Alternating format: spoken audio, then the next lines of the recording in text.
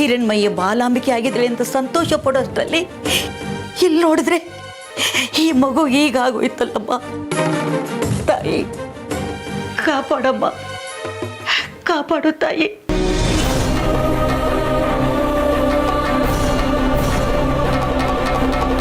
ರಶ್ಮಿ, ರಶ್ಮಿ, ಕುಡಿದ ಸ್ವಲ್ಪ ನೀರು ತಗೊಂಡ್ ಬಾ. ಬಂಗಾರಿ,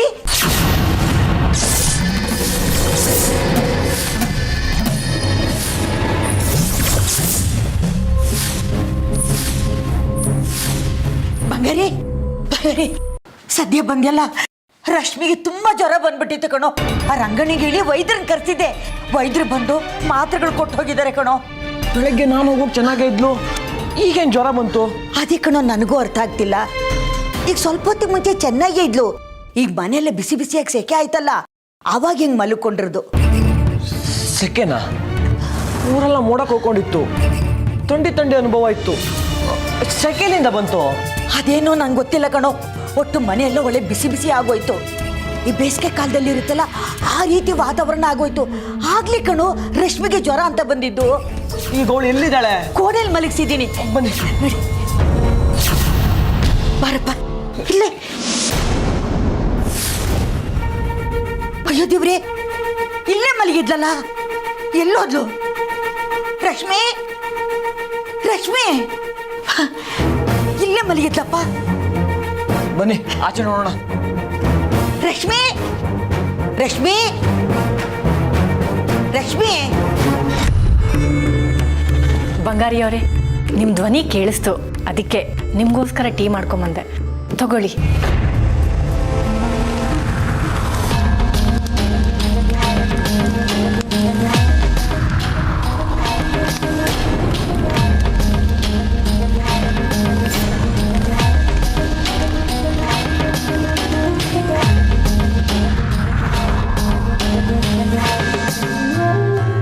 ಇದೇನು ರಶ್ಮಿ, ಅಜ್ಜಿ ನಿನಗೆ ಜ್ವರ ಬಂದಿದೆ, ಮೈಕೈ ಎಲ್ಲ ಸುಡ್ತಿದೆ, ಪ್ರಜ್ಞೆ ಇಲ್ಲದೆ ಮಲ್ಕೊಂಡಿದ್ದಾರೆ ಅಂತಂದ್ರು. ನೀನು ನೋಡಿದ್ರೆ ಆರಾಮಾಗಿ ಓಡಾಡ್ಕೊಂಡಿದ್ಯಾ.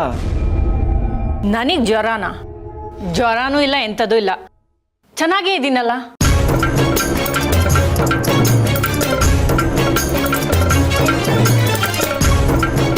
ಅಜ್ಜಿ, ನಿಮ್ಗೇನು ಆಗಿಲ್ಲ ತಾನೇ? ಹಿರಣ್ಮಯಿ ಮನೇಲಿಲ್ಲ ಅಂತ ಭ್ರಾಂತಿ ಮೆಟ್ಕೊಂಡಿದ್ಯಾ? ಇದೇನು ಬಂಗಾರಿ, ನನ್ನ ಮೇಲೆ ಅನುಮಾನ ಪಡ್ತಾ ಇದೀಯಾ? ಈಗ ತಾನೇ ವೈದ್ಯರು ಬಂದೋದ್ರು, ಮಾತ್ರೆನ ಕೊಟ್ಟೋಗಿದ್ದಾರೆ. ಬೇಕಾದ್ರೆ ಕೋಣೆಗೆ ಹೋಗಿ ನೋಡು, ಮಾತ್ರೆ ಎಲ್ಲ ಅಲ್ಲೇ ಇದೆ. ಅದೇ ನನಗೂ ಅರ್ಥ ಆಗದೆ ಇರೋದು. ಅವಳು ಚೆನ್ನಾಗಿದ್ರು ನೀವು ಡಾಕ್ಟರ್ ಕರ್ಸಿ ಔಷಧಿ ಮಾಡಿ ಹಿಂಸೆ ಮಾಡ್ತಿದ್ರೇನೋ ಅನಿಸ್ತಿದೆ. ನಮ್ಮ ಮನೇಲಿ ಒಬ್ರು ಕಂಡ್ರೆ ಒಬ್ರಿಗಾಗಲ್ಲ.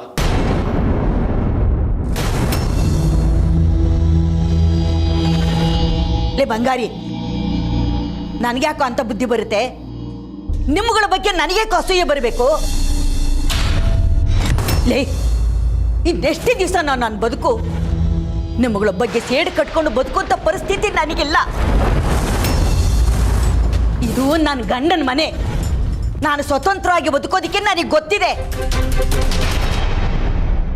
ನನ್ನ ಹಿರಣ್ಮಯ್ಯನ ನೋಡ್ಕೊಂಡು ನಾನು ಕಡೆಗಾಲದಲ್ಲಿ ನೆಮ್ಮದಿಯಾಗಿದ್ದೀನಿ. ಸುಮ್ನೆ ನನ್ನ ಕೆಣಕ್ ಬೇಡ, ಹೇಳ್ತೀನಿ ನೋಡು. ಆಯ್ತು ಬಿಡಿ, ಕೋಪ ಮಾಡ್ಕೋಬೇಡಿ. ರಶ್ಮಿಗೆ ನಾವು ತೊಂದರೆ ಕೊಟ್ಟಿದ್ದೆ ಹೆಚ್ಚು. ರಶ್ಮಿಗೆ ಹುಷಾರಿಲ್ಲ ಅಂತಂದ್ರೆ ಈಗ ನೋಡಿದ್ರೆ ಕಣ್ಮುಂದೆ ನಿಂತಿದ್ದಾಳೆ. ಅದಕ್ಕೆ ಒಂದು ಕ್ಷಣ ಕೋಪ ಬಂತು ಅಷ್ಟೆ.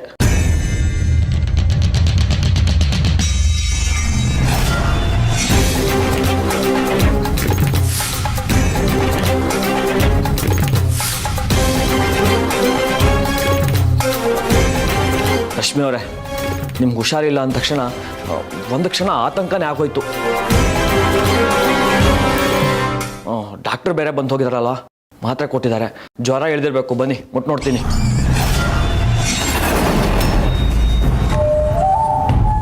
ನಾನು ಹೇಳ್ದೆ ಅಲ್ವಾ ನನಗೇನು ಆಗಿಲ್ಲ ಅಂತ? ಯಾಕೆ ನನ್ನನ್ನು ಪರೀಕ್ಷೆ ಮಾಡ್ತಿದ್ದೀರಾ?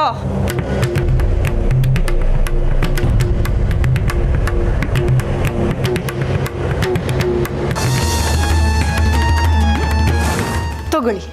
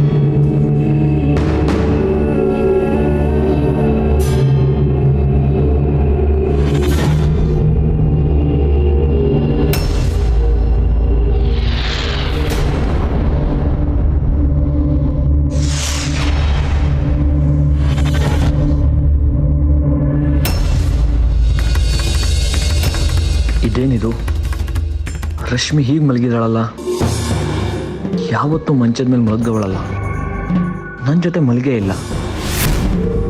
ಇವತ್ತೇ ಮನ್ಸು ಬದಲಾಯಿಸಿದಾಳ?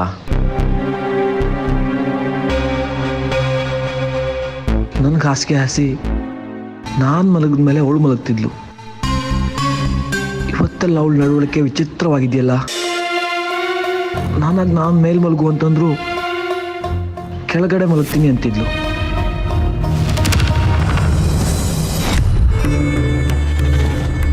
ರಶ್ಮಿ, 2 ನಿಮಿಷ ಆಗೋಯ್ತು. ನಾನು ಇವತ್ತೊಂದು ಮಾತು ಕೇಳಲ್ಲ. ಇಬ್ರು ಒಟ್ಟಿಗೆ ಮಲ್ಗೋದೊಂದು ಬಿಟ್ಟು ಬೇರೆ ಏನಾದರೂ ಕೇಳಿ. ಇಬ್ರು ಒಟ್ಟಿಗೆ ಮಲ್ಗೋದು ಬೇಡ. ದಿನ ಪೂರ್ತಿ ಕೆಲಸ ಮಾಡಿರ್ತೀಯ, ಸುಸ್ತಾಗಿರುತ್ತೆ. ರಾತ್ರಿ ಮಲಗುವಾಗ ಸ್ವಲ್ಪ ಹಿತ ಬೇಕು ಅನ್ಸುತ್ತೆ. ಕೆಳಗಡೆ ಮಲಗಿದ್ರೆ ಮೈಕೈ ನೋವು. ನಿನ್ನ ಹಾಸಿಗೆ ಬೇರೆ ಹಾಕ್ಕೊಳ್ಳಲ್ಲ. ನೀನು ಇವತ್ತು ಮಂಚದ ಮೇಲೆ ಮಲಗು, ನಾನು ಕೆಳಗಡೆ ಮಲಗ್ತೀನಿ. ಏನು ಸಹಾನುಭೂತಿ ತೋರಿಸ್ತಿದ್ದೀರಾ? ಧನ್ಯವಾದ ನಿಮ್ಮ ಕಾಳಜಿಗೆ. ಆದರೆ ಸತಿಧರ್ಮ ಏನು ಗೊತ್ತಾ? ಯಜಮಾನರು ಪತಿಯಾದವರು ಯಾವಾಗಲೂ ಮೇಲಿರಬೇಕು, ಸತಿಯಾದವಳು ಕೆಳಗೆ ಮಲಗಬೇಕು. ಧರ್ಮ ಕರ್ಮನೆಲ್ಲ ಬಿಟ್ಟಾಕು. ಮನೆ ಕೆಲಸನೆಲ್ಲ ಮೈ ಮೇಲೆ ಹೇಳ್ಕೊಂಡು ಮಾಡ್ತಿರ್ತೀಯ. ನಿನಗೂ ಒಂದಿಷ್ಟು ಆಯಾಸ ಪರಿಹಾರ ಬೇಕು ಅಂದರೆ ಚೆನ್ನಾಗಿ ನಿದ್ದೆ ಆಗಬೇಕಲ್ವಾ? ಅದಕ್ಕೆ ಹೇಳಿದೆ. ಇದೊಳ್ಳೆ ಕತೆ ಆಯ್ತಲ್ಲ ನಿಮ್ಮದು. ನಾನೇನು ಕಟ್ಟಿಗೆ ಹೊರ್ತೀನಾ, ಕಲ್ಲು ಹೊಡಿತೀನಾ? ಅಡುಗೆಗೆ ಅಜ್ಜಿ ಸಹಾಯ ಮಾಡ್ತಾರೆ. ಇನ್ನು ಹಿರಣ್ಮಯಿ ಅಂತೂ ಅವಳ ಕೆಲಸನ ಅವಳೇ ಮಾಡ್ಕೋತಾಳೆ. ಬಿಡುವಿದ್ರೆ ನನಗೂ ಸಹಾಯ ಮಾಡ್ತಾಳೆ. ನಾನು ಅಂಥ ಮೈ ಮುರಿಯೋ ಕೆಲಸ ಏನು ಮಾಡ್ತೀನಿ? ನನಗಾದರೆ ನೆಲದ ಮೇಲೆ ಮಲ್ಗ ಅಭ್ಯಾಸ ಇದೆ. ಇನ್ನು ನಿಮಗೆ ಕಷ್ಟ. ನೀವು ಹೊರಗಡೆ ಎಲ್ಲ ಓಡಾಡಿ ಬಂದು ಸುಸ್ತಾಗಿರ್ತೀರಿ. ನಾನು ಕೆಳಗಡೆನೆ ಮಲಗ್ತೀನಿ, ನೀವು ಮಂಚದ ಮೇಲೆ ಮಲಗಿ. ರಶ್ಮಿ, ಕೆಲವು ಸಾತಿ ಅವ್ರು ನನ್ನ ಮಾತು ಕೇಳು. ಮೇಲ್ಗಡೆ ಮಲಗು, ನಾ ಕೆಳಗಡೆ ಮಲಗ್ತೀನಿ.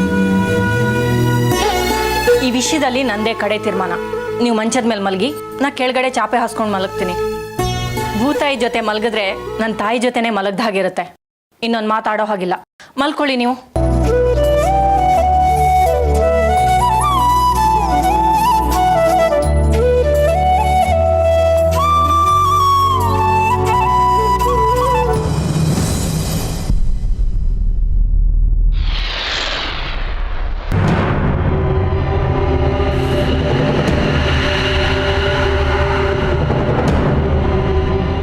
ಬಂಗಾರಿಯವರೇ, ಬಂಗಾರಿಯವರೇ, ಬಂಗಾರಿಯವರೇ, ಕರೆದ್ರಾ? ಆಗ್ಲಿಂದ ಬಡ್ಕೋತಾನೇ ಇದ್ದೀನಿ. ಏನು ನಿಮ್ಮ ಯೋಚನೆ ಎಲ್ಲೋ ಇದೆ? ಕಾಲಚಕ್ರ ಹಿಂದಕ್ಕೆ ಹೋಯ್ತಾ? ಹಾಂ, ಒಂಥರ ಹಾಗೇನೆ. ಏನೇನೋ ನೆನಪಾಯ್ತು. ನಿಮಗೆ ಮಲಗಬೇಕು ಅನ್ಸಿದ್ರೆ ಹಾಗೆ ನೆನಪು ಮಾಡಿಕೊಂಡು ಕೆಳಗಡೆ ಚಾಪೆ ಹಾಸ್ಕೊಂಡು ಮಲ್ಕೊಳ್ಳಿ. ನನಗೆ ಕೆಲಸ ಮಾಡಿ ಮಾಡಿ ತುಂಬ ಸುಸ್ತಾಗಿದೆ. ನಾನು ಮಂಚದ ಮೇಲೆ ಮಲ್ಕೋತೀನಿ.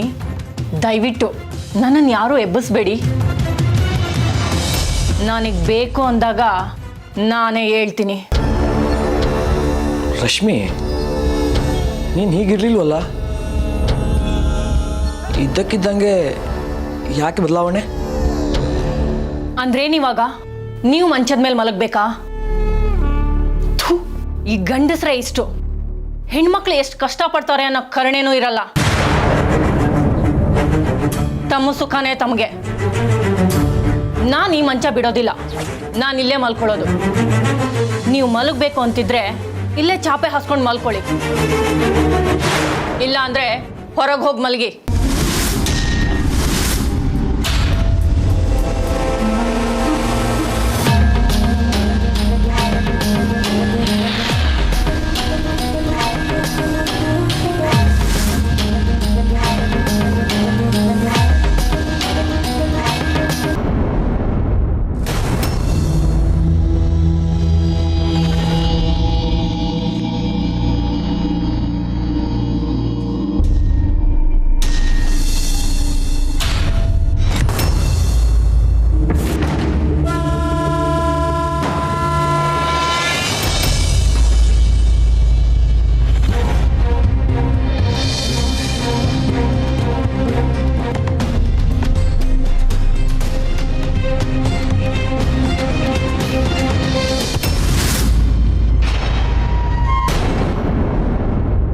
ಜ್ವಾಲಾಮುಖಿ,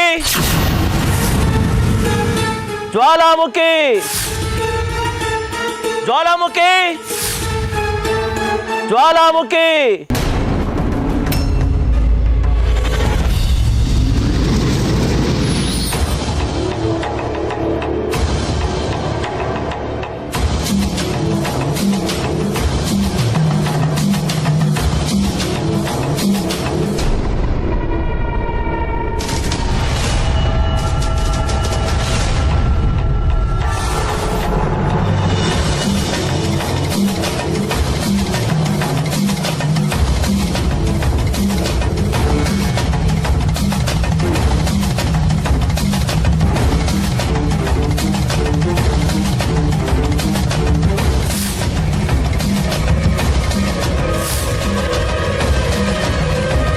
ಏನು ಭಕ್ತ ಇಷ್ಟೊತ್ತಿನಲ್ಲಿ ಇಲ್ಲಿ ಪ್ರತ್ಯಕ್ಷ ಆಗಿದೆಯಾ? ಜ್ವಾಲಾಮುಖಿ, ನಾನು ನಿನ್ನನ್ನು ಕರೆಸಿದ ಉದ್ದೇಶ ಏನು? ನೀನ್ ಇಲ್ಲಿ ಬಂದು ಏನ್ ಮಾಡ್ತಾ ಇದೀಯಾ? ಭಕ್ತ, ನಿನ್ನ ಕೆಲಸವನ್ನೇ ಮಾಡ್ತಾ ಇದ್ದೀನಿ. ಎಲ್ಲವೂ ನಡೀತಾ ಇದೆ. ಇವತ್ತು ಇನ್ನೂ ಹೆಜ್ಜೆ ಇಟ್ಟಿದ್ದೀನಿ. ಆಗಲೇ ಆ ಹಿರಣ್ಮಯಿ ಅಮ್ಮನ ಮೈ ಹೊಕ್ಕಿದ್ದೀನಿ. ಇನ್ನು ಮುಂದಿದೆ ಆಟ. ಆದ್ರೆ ಈವರೆಗೂ ನೀನ್ ತೊಂದರೆ ಕೊಟ್ಟಿರೋ ಪರಿಣಾಮ ಏನು ಕಾಣ್ತಾ ಇಲ್ವಲ್ಲ?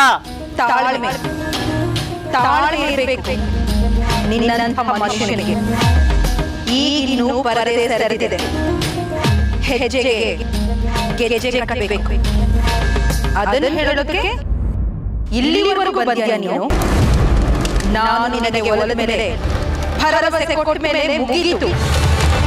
ಮತ್ತೆ ಮತ್ತೆ ನೀನು ನನ್ನ ಕೆಲಸಗಳನ್ನು ನೆನಪಿಸಬೇಕಾಗಿಲ್ಲ. ನಾಳೆಯಿಂದ ನೋಡುವಂತೆ ಈ ಜ್ವಾಲಾಮುಖಿಯ ಆಟ. ಹೀಗೆ ಆಗಾಗ ಬಂದು ನನ್ನ ಹೆಸರು ಕರೆದರೆ ನನಗೆ ಸಿಟ್ಟು ಬರುತ್ತೆ. ನನಗೆ ಸಿಟ್ಟು ಬರಬಾರದು. ಆಯ್ತು, ನೋಡೋಣ ನಿನ್ ಪ್ರತಾಪ ನಾಳೆಯಿಂದ ಏನು ಅಂತ.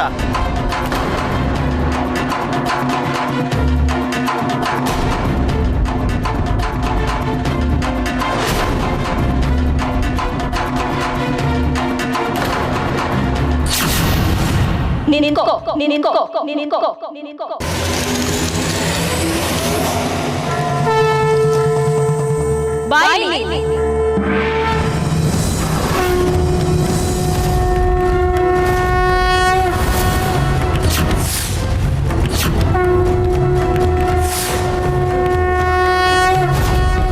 ಇದು ನಾನು ನಿನಗೆ ನೀಡಿರೋ ಎಚ್ಚರಿಕೆ ಸಹೋದರಿ. ನೀನು ಚಂದ್ರಧರನ ದುರಾಸೆಗೆ ಒಲಿದು ಇಲ್ಲಿಗೆ ಬಂದಿದ್ಯಾ. ಅದು ನನ್ನ ಭಕ್ತಿಯ ವಿರುದ್ಧನೇ ಸಂಚು ಮಾಡೋದಕ್ಕೆ. ಎಷ್ಟು ಧೈರ್ಯ ನಿನಗೆ? ಈಗ ನನ್ನನ್ನು ಕರೆಸಿದ ವಿಷಯ ಹೇಳು. ನೀನು ಈ ಕ್ಷಣನೇ ನನ್ನ ಭಕ್ತಿ ಹಿರಣ್ಮಯಿ ತಾಯಿ ಲಕ್ಷ್ಮಿ ದೇಹದಿಂದ ಹೊರಡಬೇಕು. ನೀನು ಅವಳ ದೇಹದಲ್ಲಿ ಸೇರಿಕೊಂಡು ಅವಳನ್ನ ಹತೋಟಿಯಲ್ಲಿ ಇಟ್ಕೊಳ್ಳೋ ಪ್ರಯತ್ನ ನೀನೀಗಲೇ ನಿಲ್ಲಿಸಬೇಕು. ಇನ್ನೆಂದೂ ನೀನು ಅವರ ಮನೆ ಕಡೆ ಸುಳಿಯಬಾರದು. ಇದು ನನ್ನ ಆಜ್ಞೆ. ನಿನಗೆ ನಿನ್ನ ಭಕ್ತಿ ಎಷ್ಟು ಮುಖ್ಯನೋ ನನಗೂ ನನ್ನ ಭಕ್ತ ಅಷ್ಟೇ ಮುಖ್ಯ. ಈಗಿನ ನನ್ನ ಪರಿಸ್ಥಿತಿಯಲ್ಲಿ ನಿನ್ನ ಆಜ್ಞೆಯನ್ನು ನಾನು ಪಾಲಿಸೋಕ್ಕಾಗಲ್ಲ. ಏನಿರು, ನನ್ನ ಭಕ್ತನ ಆಸೆಗಳನ್ನು ಪೂರೈಸೋದಷ್ಟೇ ನನ್ನ ಕೆಲಸ. ಓ, ನನ್ನ ಮಾತನ್ನು ಮೀರುವಷ್ಟು ಧೈರ್ಯ ನನಗೆ? ಹಾಗಾದರೆ ನಿನಗೆ ನನ್ನ ಶಕ್ತಿಯನ್ನು ತೋರಿಸಬೇಕಾಗುತ್ತೆ.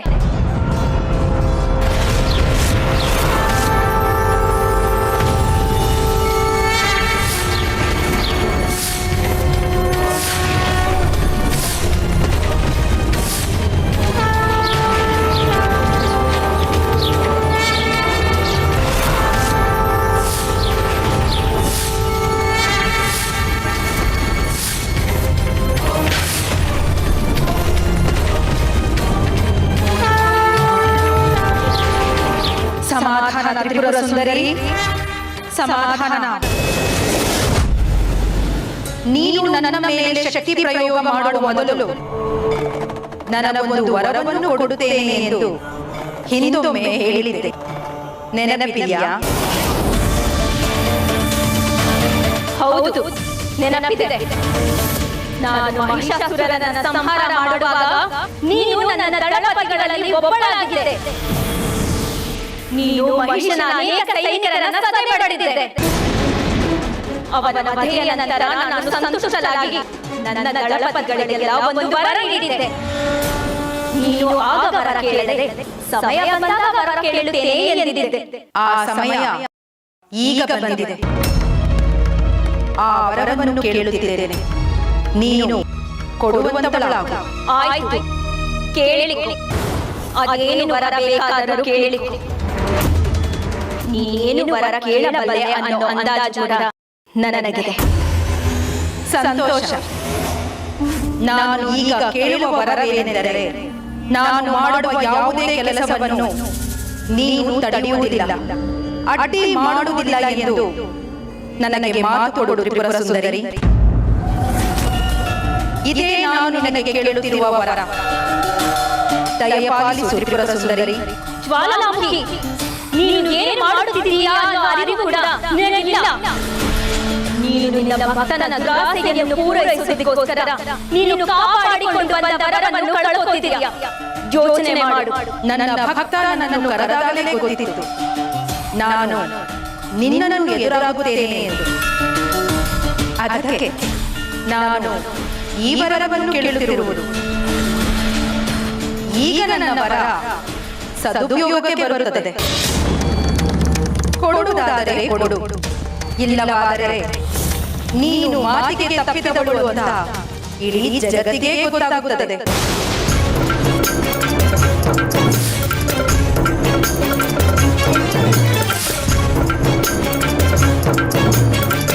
ನೀನು ಮಾಡುತ್ತಿರುವುದು ತಪ್ಪಲ್ಲವೇ ಜ್ವಾಲಾಮುಖಿ? ಆ ದುಷ್ಟ ಚಂದ್ರಾರ್ಧನ ಮಾತು ಕೇಳಿಕೊಂಡು ನನ್ನ ಭಕ್ತಿ ಹಿರಣ್ಮಯಿಗೆ ಹಿಂಸೆ ಕೊಡೋದಕ್ಕೆ ಬಂದಿದೆಯಲ್ಲ ಜ್ವಾಲಾಮುಖಿ, ನಾನು ನಿನ್ನನ್ನು ನೋಡಿಕೊಂಡು ಸುಮ್ಮನಿರಬೇಕಾ? ಹಿರಣ್ಮಯಿ ನನ್ನ ಅಂಶದವಳು. ನೀನು ಅವಳಿಗೆ ಹಿಂಸೆ ಕೊಟ್ಟರೆ ನನಗೆ ಹಿಂಸೆ ಕೊಟ್ಟಂತಾಗದೆ. ಅಲ್ಲದೆ ಹಿರಣ್ಮಯಿಯಿಂದ ಲೋಕ ಕಲ್ಯಾಣದ ಕೆಲಸವಾಗಬೇಕಿದೆ. ಈಗ ನೀನು ಕೇಳುತ್ತಿರುವ ವರವನ್ನು ಬಿಟ್ಟು ಬೇರೆ ಏನಾದರೂ ವರವನ್ನು ಕೇಳು, ಪೂರೈಸುತ್ತೇನೆ. ಇಲ್ಲ, ಬೇಕಾಗಿಲ್ಲ. ಬೇರೆ ಯಾವ ವರವೂ ನನಗೆ ಬೇಕಾಗಿಲ್ಲ.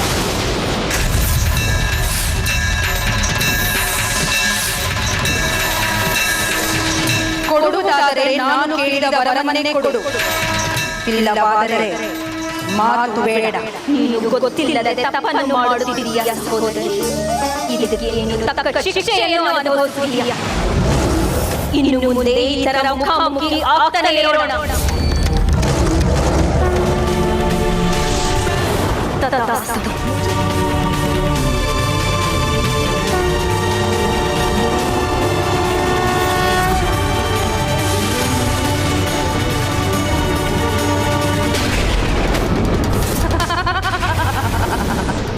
ಹೋಗು ಸಹೋದರಿ, ಹೋಗು. ನಿನಗೆ ಎಷ್ಟು ಶಕ್ತಿ ಇದೆಯೋ ನನಗೂ ಅಷ್ಟೇ ಶಕ್ತಿ ಇದೆ. ನಿನ್ನ ಮಾಯೆಗಳನ್ನು ತಡೆಯುವ ವಿಧಿ ನನಗೂ ಗೊತ್ತಿದೆ.